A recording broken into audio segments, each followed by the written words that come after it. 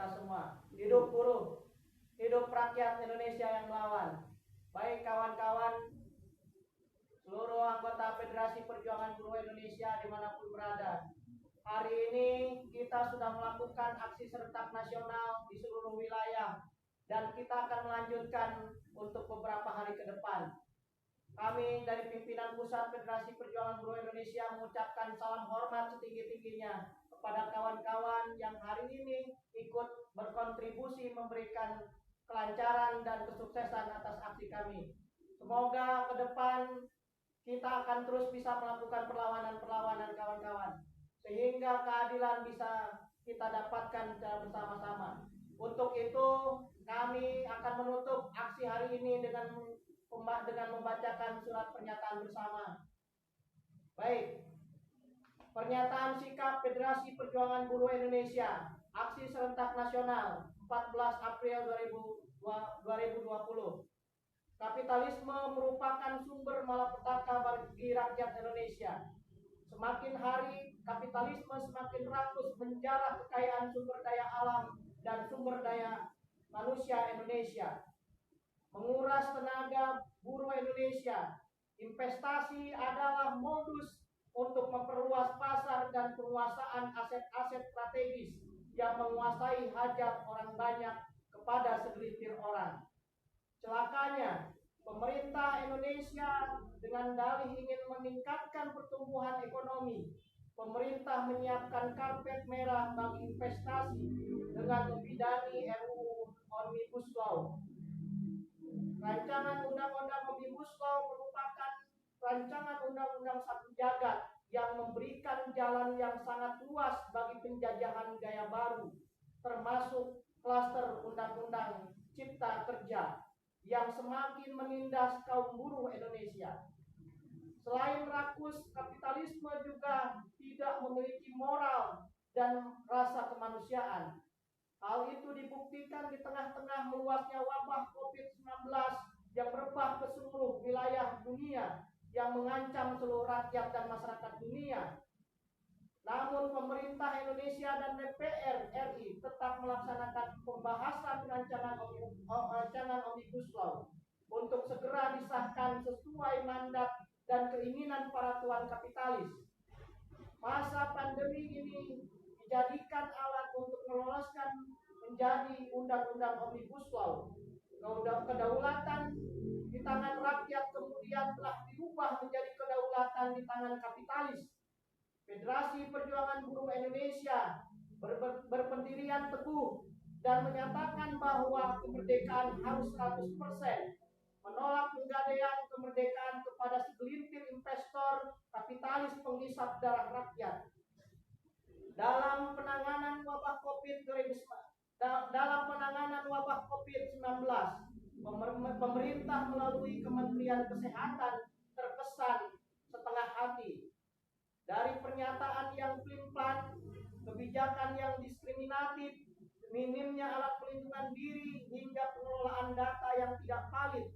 Selanjutnya, Presiden rejim Jokowi Amin dalam pidatonya menginstruksikan kepada seluruh rakyat untuk di rumah saja dan menerapkan sistem work from home dalam melawan wabah COVID-19. Namun pada kenyataannya, kaum buruh dipaksa tetap bekerja. Sebelum buruh terpapar, buruh harus tetap bekerja. Sebelum bahan baku habis, buruh harus tetap bekerja. Kini bahan baku mulai sulit didapatkan. Penjualan terkendala, buruh harus di-PHK. Itulah yang ada di logika para kapitalis. Dan itu berbanding lurus dengan surat edaran Menaker nomor M-3/04/3 tentang perlindungan pekerja atau buruh dan kelangsungan usaha dalam rangka pencegahan dan penanggulangan COVID-19. Yang intinya ada 4 hal. Yang pertama, di rumah saja dan work from home tidak pernah berlaku untuk buruh. Kedua, kegiatan usaha produksi tetap berjalan. Ketiga, jika buruh berstatus ODP atau sudah terpapar positif COVID-19 baru dirumahkan. Keempat, jika ada pembatasan kegiatan usaha, maka besaran atau cara pembayaran upah dan PHK dilakukan kesepakatan antara pengusaha dengan buruh. Itu artinya hari ini negara sudah melepaskan tanggung jawabnya, kawan-kawan semua, bahwa buruh dihadapkan dengan kekuatan pengusaha yang tidak sebanding, bahwa buruh dibiarkan menjadi tumbal untuk para pengusaha kalian. Melihat kinerja pemerintah dalam penanganan wabah COVID-19, justru buruh menjadi tumbal kerakusan para kapitalis di seluruh wilayah. Bahwa hari ini akibat dampak dari COVID-19 yang terdampak terhadap ekonomi nasional dan kemudian banyak dimanfaatkan oleh pengusaha yang tidak mengenal moral untuk mem-PHK buruhnya. Sebagai catatan, data yang di-share oleh Kemenaker terakhir adalah 2.500.000 buruh sudah dirumahkan dan di-PHK. Ini adalah akibat ketidakjelas dan tegasnya peraturan pemerintah untuk melindungi buruh. Kemudian, kebijakan pembatasan sosial berskala besar PSBB telah dipilih oleh pemerintah dalam mencegah wabah COVID. Kemudian dalam PSBB ini masyarakat masih dapat melaksanakan kegiatan sehari-hari, namun dibatasi. Begitu juga dengan buruh masih tetap bekerja, hanya saja dibatasi jam kerja dan hari dan jumlah buruh yang bekerja. Situasi inilah kemudian dimanfaatkan oleh mereka yang tidak punya nurani, para pengusaha yang hanya ingin mendapatkan keuntungan sebesar-besarnya dari tenaga buruh untuk mem-PHK buruh. Lagi-lagi pemerintah setengah hati dalam penanganan wabah COVID. Rakyat dan buruh masih dikorbankan karena dengan PSBB kemudian masih terbuka lembar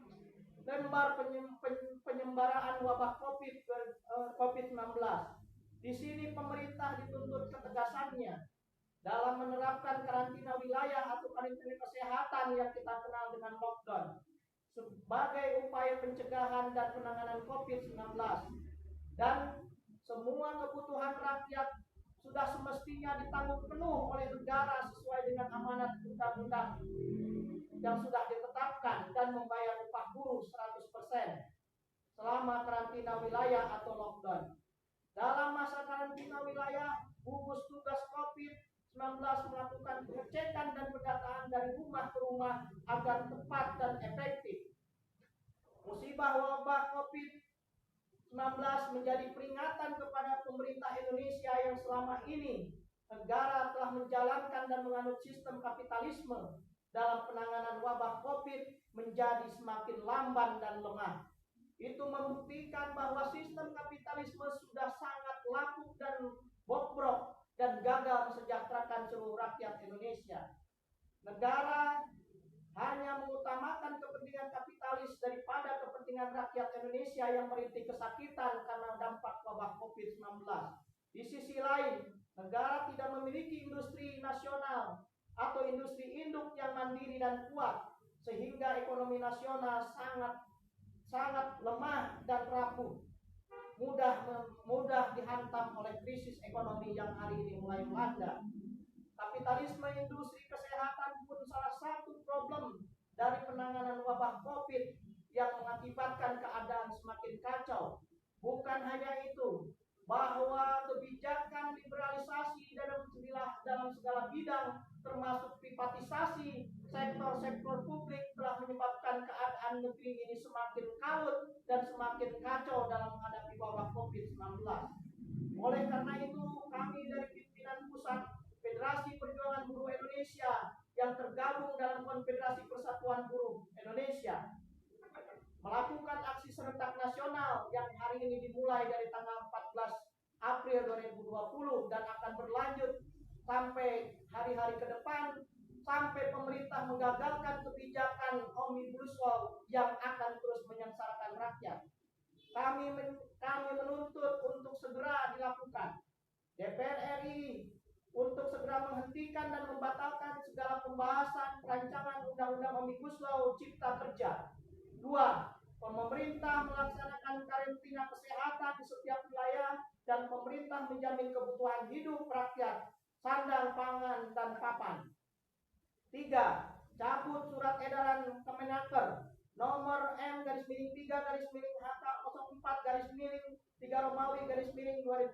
tentang perlindungan pekerja, buruh, dan keberlangsungan usaha dalam rangka pencegahan penanggulangan COVID-19, karena hal itu malah lebih menyengsarakan buruh dan menumbalkan buruh kepada jurang kemiskinan. 4. Pemerintah melalui Kementerian Tenagakerja harus membuat peraturan yang sangat tegas dan jelas, meliburkan buruh dengan jaminan upah penuh dan pelarangan PHK dalam masa wabah COVID-19. Demikian yang kami sampaikan pada kesempatan hari ini. Semoga kita terus diberikan kekuatan dan kesehatan untuk terus melakukan perlawanan. Hidup buruh, hidup rakyat Indonesia, buruh bersatu.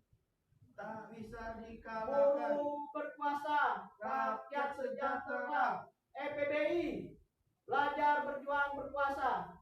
KPBI, bangkit, lawan, hancurkan tirani. KPR, berjuang bersama rakyat. Sekian, terima kasih. Wabillahi taufiq wal hidayah. Assalamualaikum warahmatullahi wabarakatuh.